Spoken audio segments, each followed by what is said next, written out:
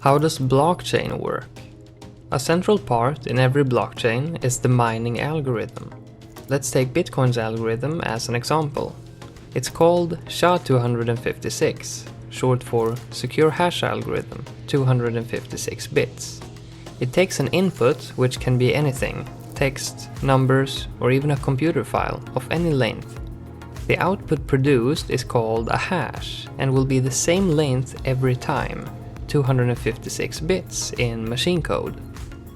The same input will give the same output every time. It's not random, but if you make a small change to the input, the output will change completely. It's also what's called a one-way function, meaning that if you only have the output, you can't calculate what the input was. You can only guess what the input was. And the odds of guessing that right is 1 in 2 to the power of 256, which is pretty much impossible. In other words, it's secure. Now that we know what the algorithm does, let's demonstrate how a blockchain works with a simple example of a transaction. Here we have Alice and Bob along with their Bitcoin balance. Let's say Alice owes Bob 2 Bitcoin. For Alice to send Bob those 2 Bitcoin, Alice broadcasts a message with the transaction that she wants to make to all the miners in the network. In that broadcast, Alice gives the miners Bob's public address, the amount of Bitcoin she would like to send, along with a digital signature and her public key. The signature is made with Alice's private key, and the miners can then validate that Alice in fact is the owner of these Bitcoin and that she wants to make the transaction. Once the miners are sure that the transaction is valid, they can put it in a block along with many other transactions and attempt to mine the block. This is done by putting the block through the SHA-256 algorithm.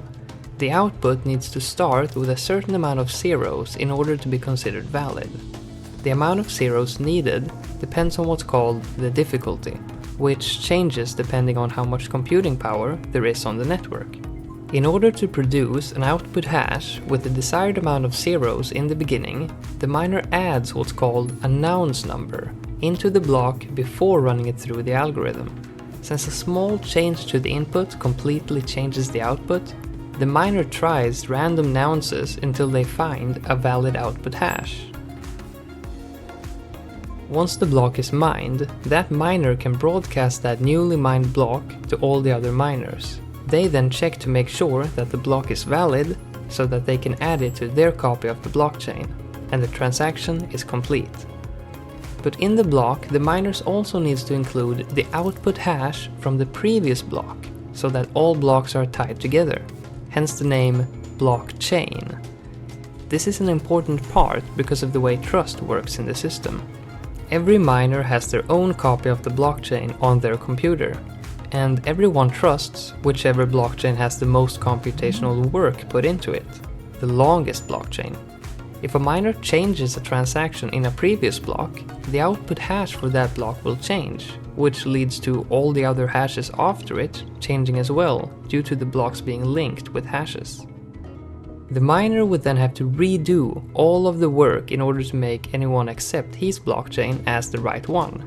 So if a miner wanted to cheat, he would need more than 50% of the network's computing power, which is very unlikely. The model of making computers work in order to produce blocks is called proof of work. There are also other models like proof of stake, which does not require as much computing power and is meant to require less electricity while being able to scale to more users. And that's the basics of how a blockchain works.